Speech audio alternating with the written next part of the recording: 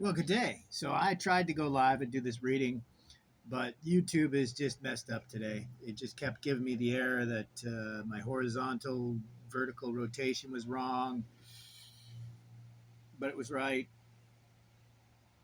And I really couldn't tell whether, because sometimes it picks up the Bluetooth, sometimes it doesn't. So I just gave up. My apologies. But uh, what I wanted to read was just another chapter in Nietzsche's Zarathustra. In my podcast today, I read on war and warriors. But to be honest, uh, I thought I'd do something different for the YouTubes. And so, what I thought I might do would be to read a chapter that I've had a lot of questions about that people found maybe more difficult to get into. It changes a little bit when I turn, so I'll read facing. How's that? So, this here is R.J. Hollingdale's translation of Nietzsche's Thus Spoke Zarathustra. And this is of the tarantulas. See, this is the tarantula cave. Do you want to see the tarantula itself? Here hangs its web. Touch it and make it tremble. Here it comes docilely. Welcome, tarantula. Your triangle and symbol sit black upon your back, and I know too what sits within your soul. Revenge sits within your soul. A black scab grows wherever you bite. With revenge, your poison makes the soul giddy. Thus do I speak to you in parables, you who make the soul giddy, you preachers of equality. You are tarantulas and dealers in hidden revengefulness. But I will soon bring your hiding places to light. Therefore, I laugh my laughter of the heights in your faces. I pull at your web that your rage may lure you from your cave of lies, and your revenge may bound forward from behind your word, justice. For that man may be freed from the bonds of revenge. That is the bridge to my highest hope and a rainbow after protracted storms. But naturally, the tarantulas would have it differently, that the world may become full of the storms of our revenge. Let precisely that he called justice by us. Thus they talk together. Okay, sorry. I don't have the right glasses on, and I keep getting the wrong thing here. So pardon me, so I don't have to mess with the bifocals. So for in italics, that man may be freed from the bonds of revenge. End of italics. That is the bridge to my highest hope, and a rainbow after protracted storms. But naturally, the tarantulas would have it differently. Quote, that the world may become full of storms of our revenge. Let precisely that be called justice by us. End quote. Thus they talk together. We shall practice revenge and outrage against all who are not as we are. I mean, you see why I'm shocked that people who claim to be Nietzschean or Nietzschean scholar or whatever don't talk about how this was a warning. Um, I asked AI not too long ago, GPT 4.0 and I don't know the other one, the Microsoft one, about my theory that Nietzsche. First, I said Nietzsche was the original metamodernist, and it said no, no, no, because there was no word metamodern. He never called himself a metamodernist. Wow, even AI can be pedantic. Am I right? So I explained to the AI what it means to say something like that. It means essentially like a proto metamodernist, the first to proclaim this ethos. And of course, the AI is like, oh, yeah, yeah. Well, in that case, yeah, I agree. So it goes on here. Uh, we shall practice revenge and outrage against all who are not as we are. Thus, the tarantula hearts promise themselves and will to equality. That itself shall henceforth be the name of virtue, and we shall raise outcry against everything that has power. Do you see my frustration that no one talks about this stuff? You preachers of equality, thus from you the tyrant madness of impotence cries for equality. You preachers of equality, thus from you the tyrant madness of impotence cries for equality.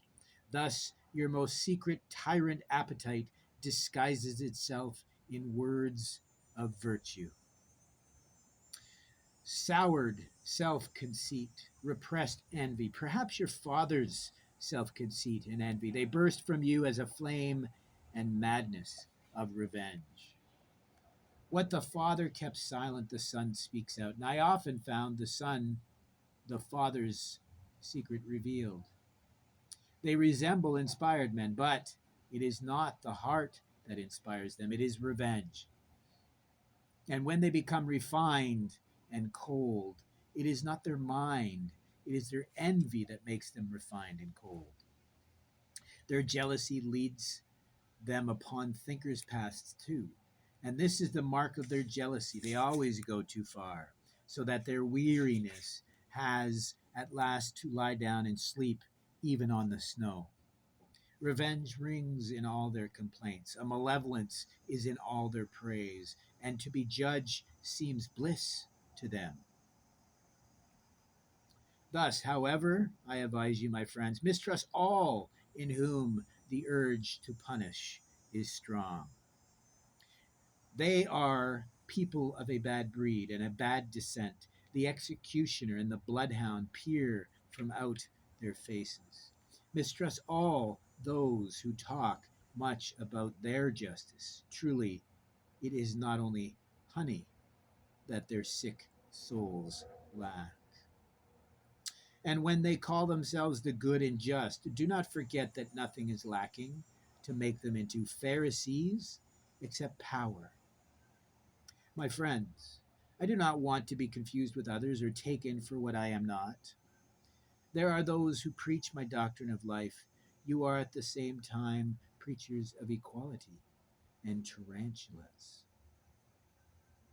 They speak well of life, these poison spiders, although they sit in their caves and with their backs turned on life, is because they want to do harm by speaking well of life. They want to do harm to those who now possess power. For with those, the preaching of death is still most at home.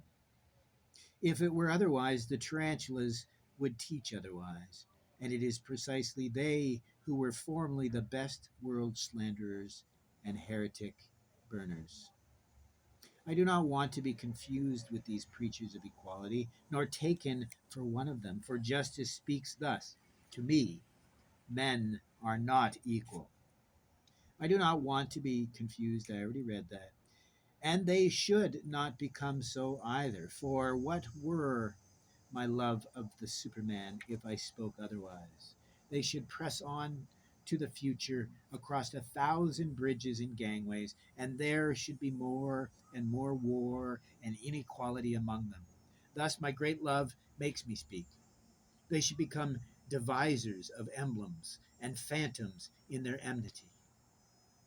And with their emblems and phantoms, they should fight together the supreme fight.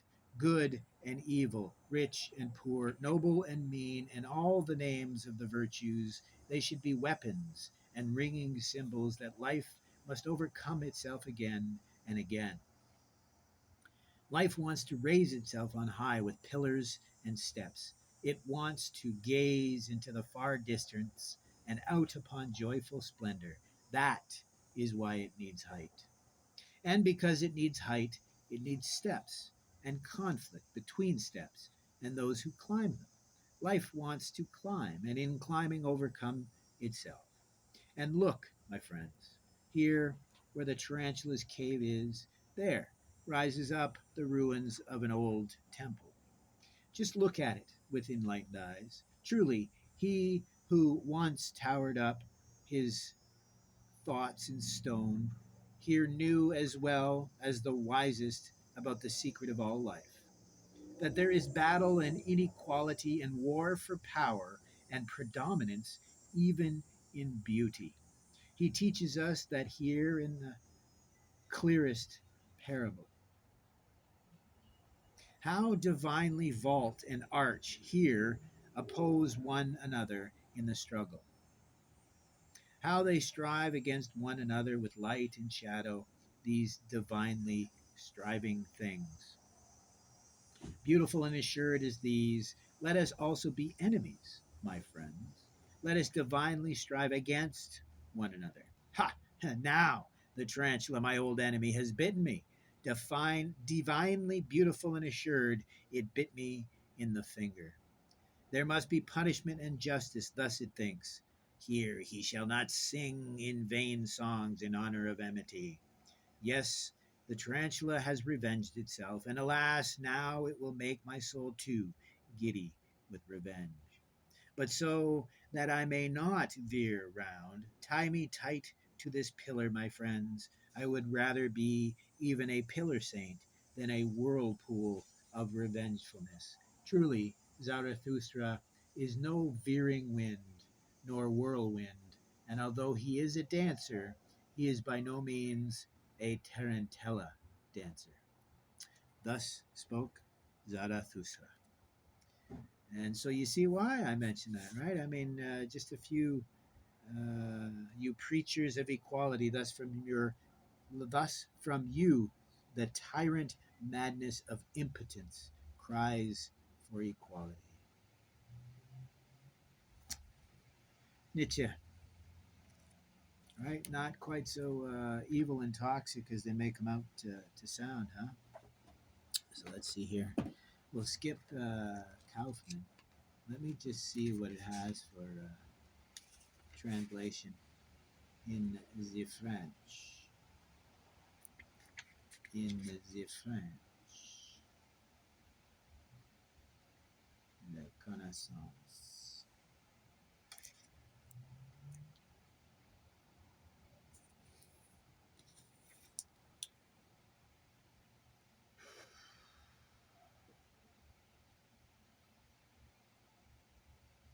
Des tarantulas.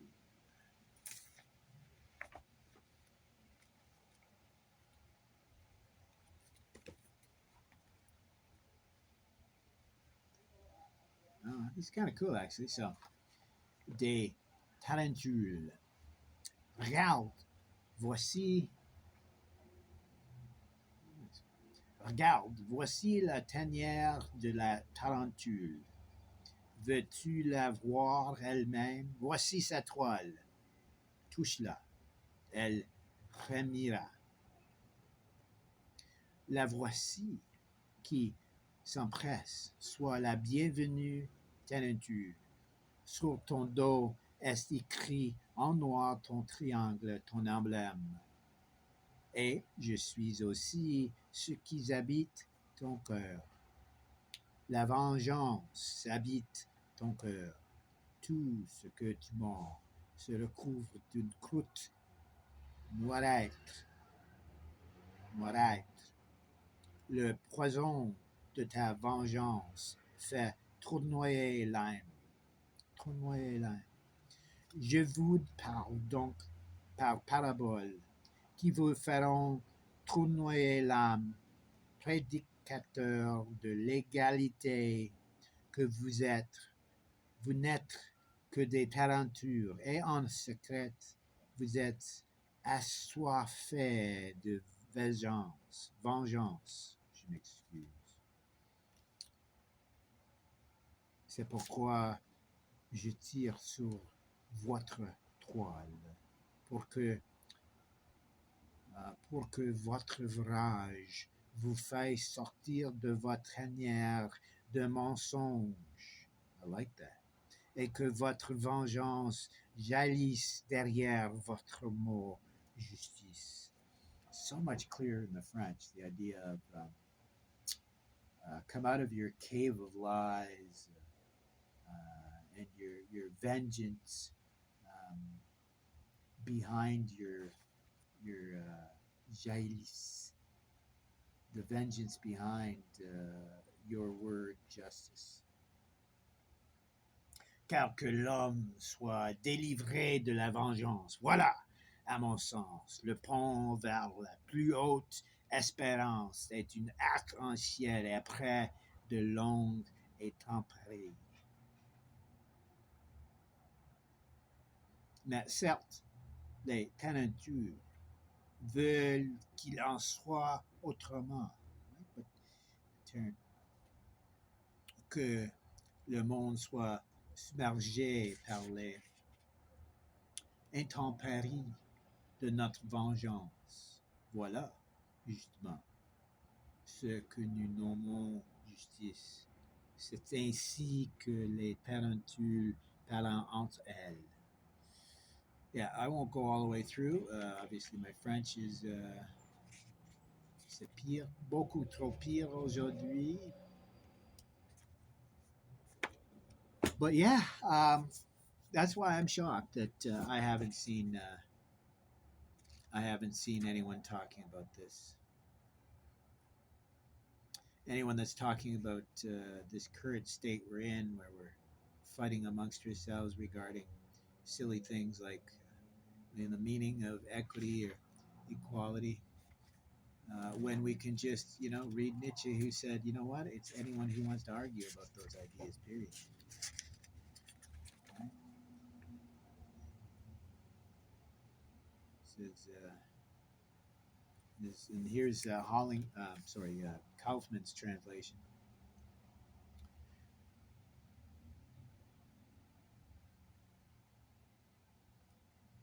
It's not bad. So there it comes willingly. Welcome, tarantula. Your triangle and symbol sits black on your back, and I also know what sits in your soul. Revenge sits in your soul.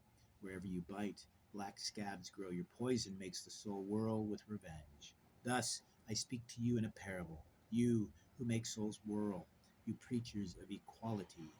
To me, you are tarantulas and secretly vengeful, but I shall bring your secrets to life. Therefore, I laugh in your faces with my laughter of the heights. Yeah.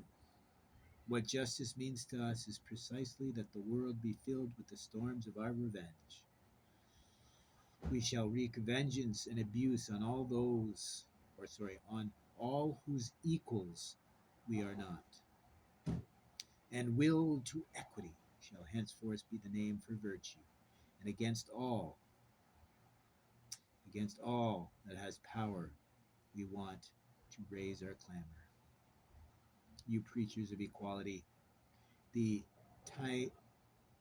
tyrannomania of impotence clamors thus out of you for equality. Your most secret ambitions to be tyrants thus shroud themselves in words of virtue. Aggrieved conceit, repressed envy, perhaps the conceit and envy of your fathers, erupt from you as a flame and as the frenzy of revenge. Yeah, so that was Kaufman. And you can get this edition on Amazon for cheap. This is Modern Library Classics. It's pretty good. It's not going to last as long as I hoped. It's a glued binding. It's not stitched like I thought it was. They try to make you think it is stitched, right? But you probably don't read your books quite as much as I do, right? So you have this one here. I told you is a pretty poor edition of Nietzsche in French. But I gotta say, look at the Penguin Classics. Right? After 35 years, hundreds of readings and flippings, and you know the number of times I've been in this book, still alive. Right now, I've had to tape it a number of times over the years. You can see where I used to have tape on it, and I've taken that off. In my old age, I've developed wisdom to know that I needed to use proper tape. So I took off the old tape. Most of the glue had just failed, anyways, and replaced it with the fancy book tape, the stuff that won't go bad over time.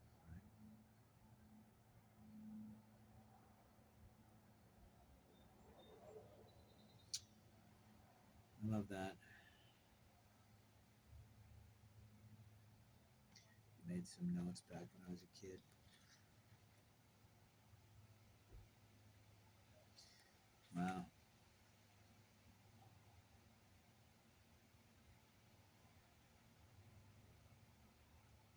just give you a little clip. So I called it Black Evil, Black Death.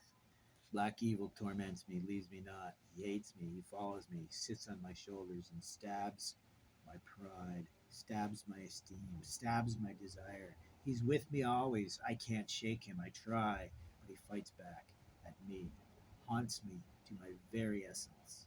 I can't go on. I try to put up a front, but he tries to cut it down. I can't help him. I love it. It was my poem to our shadow self, our daemon, our jinn inside of us. I say, I am dying, not in body, but in spirit. But I know he will follow me wherever I will go after now. I have no more hope. I live in fear of him and of no longer being able to resist. Black evil, black death, you are me. How much longer can I deny you? Deny myself. I feel my strength dwindling. I feel him now always. I feel him now always. He is there. Black evil, black death. That is what I call him. I love that. It was my treatise to the shadow. The day becomes night. Like always, alone I sit, here alone at night. No one, nothing, void.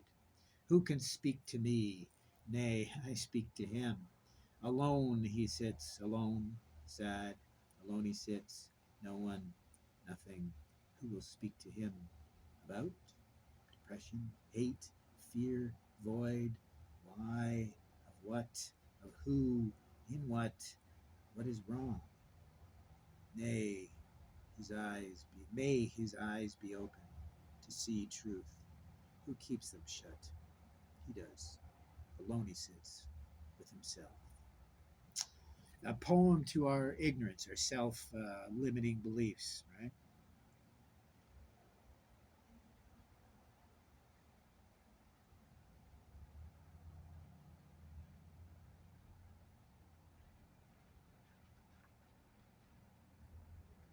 This one's it's has to do with judgment again. I am afraid of them, what they think, worse, what they say. They laugh, not knowing, not knowing the pain they cause, the pain from just a look, just a snicker, a whisper in an ear, pain more more imbued than any, a hate that has no direction, no purpose. They don't know me, but they think they do. Help me. Can't stand it. Judgment really is a terrible thing, but usually that judgment is within yourself. So really, that's how you can restrain that, right? I try to get past my insecurities, get to know them, to love them, but they see me inside. What will they think? Why would they like me? What would they want of me? They have mostly pity, pity or hate. The hate is easy, no problem for me, but the pity. It's just my attempts at some poetry when I was a kid.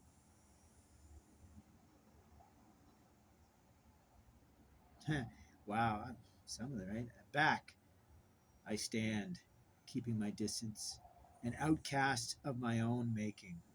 I begin to hate them when it's me. It's a play on a version of a haiku. I laugh, I'm happy, jolly, cheerful with friends, but then the black of doubt, the dark, evil, hateful edge cuts, shreds my guts. It's not them. They show none. It's him. He hates me. He must. Do I know him? If I did, I wouldn't allow him to hurt me. But I do know him. He's me. And it's so beautiful because I saw this gestalt 35 years ago before psychology was teaching this idea that we're a complex of different identities, right?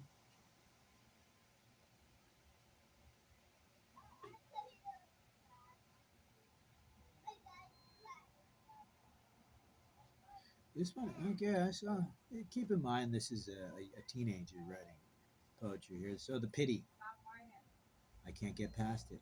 I know they don't want of me.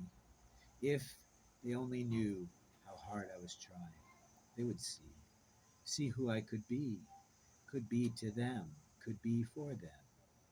Oh, how I want to be accepted, loved by choice, to have confidants, ones who confide in you as you would in them, and trust you feel better. You wish you could do that for someone else. Honestly, but that doubt is always there. Self doubt. I must hate me. I must. No other explanation. Please help. Love, confide. Black evil. Leave me alone. Right? This, before I even knew who and what Jungian psychology was, I had this idea that we had inside of us a darkness that we had to integrate and understand. How are we to control the monster within us until we make friends with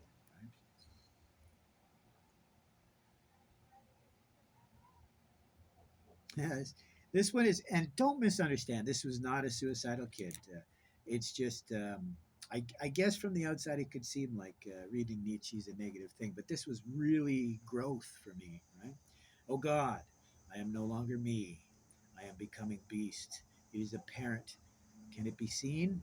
My decline into madness, worse, darkness. I love it because my favorite work by St. John of the Cross, famous Catholic Carmelite. My favorite work of his, is his Obscure Night of the Soul, often called the Dark Night of the Soul, or even Lucretius, who he said that all of all of this is a struggle in the dark or a struggle in the shadows, right? Tenebris, tenebris, the shadows. Through my eyes burning, burning to my soul, their eyes like a drill, their hate, their contempt. Oh, do I ever want them dead? 1,000 deaths I wish them. Oh, I hate them. Leave me in peace. Right, again, and this is not anyone else. This was aspects of ourselves that we hated, we wanted to burn. And that's literally what's in the Gita that were, right? And Nietzsche writes about it, right? I brought my own ashes to the mountains to be burned, right? I give up. You have broke me. You have finished me. I am slipping into madness. Why do you do this to me? You have beaten me. I am no more. But spare the rest. Don't allow this to carry to others. Oh, I don't. I won't have them know. I won't have them hurt. No.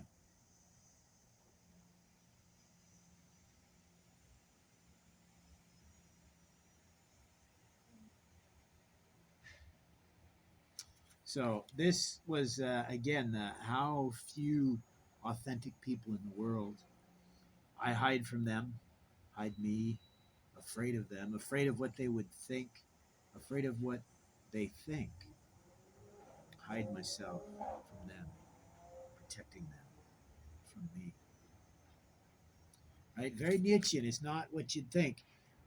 Authenticity threatens the people that wear masks, right? Because if you're authentic around people who are anything but, oof, that's not going to be very welcome, is it? But yeah, so interspersed besides all my silly little notes and years of use,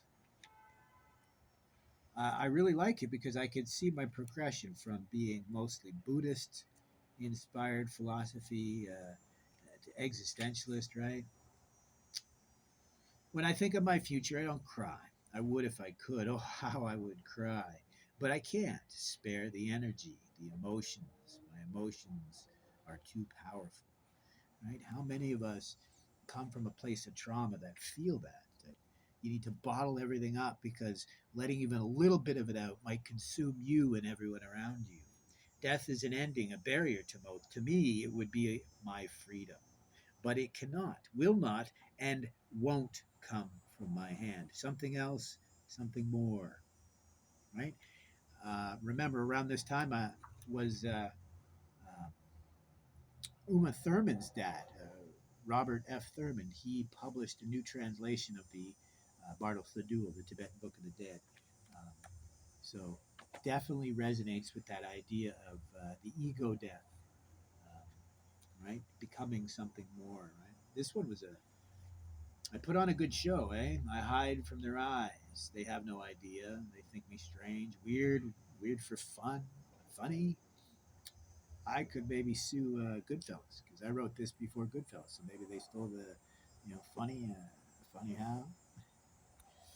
If I have no use for true humor, or sorry, I have no use for true humor. If they knew, would they tremble? Maybe. For I tremble at the thought and have no idea of my true magnitude, my potential, my true insanity. Ha!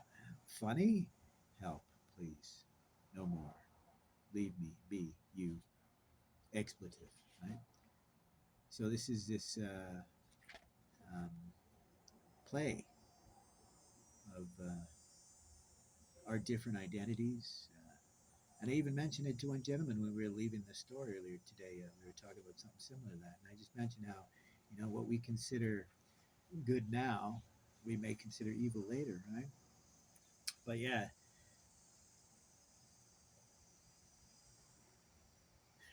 some of these are silly, but I concede I am no more and admit this fact. I can no longer fight. The towel lays for you to gloat. Right? A play on uh, who would be the one to concede. Right? Is it going to be your shadow self, your negativity, or is it going to be your true self, or is it possibly going to be somewhere in between? I like that for that, right? I wrote down the noontide. I like that. But yeah, definitely one of my favorite books, and not why most people would say they love Nietzsche. My love goes back to when we only had 7 numbers in our telephones. That's a long time ago. It may go back to high school, so yeah, 35 years. I can't be 100% sure. Publication date on this one here. First translation as a Penguins was 61, and this was reprinted in 69, but I don't have another date. It's weird. It's not that old. I bought it new in the bookstore. The yellowing of the pages has just been because I've carried it around for so long. And, you really can see the difference in some things, can't you? Really can. But yeah, so there's my favorite. And I got to say, I would recommend you read any of these books, particularly R.J. Hollingdale here. The audiobook is done very well. It gave me a great idea. It's what I used to do, but I never really realized it. I used to skip the introduction because I found the introduction, especially in these things, right? A big chunk of like heavy reading, dense reading. Whereas Nietzsche stuff, I mean, you could take your time reading, right? Because they were in short little, what do you call it? Not paragraphs, but I mean, they're even shorter than a short story. But yeah, so we'll leave it at that. I hope you all have a fabulous day. I apologize for the half dozen attempts at going live, but it just wouldn't take. But we'll see how this one turned out.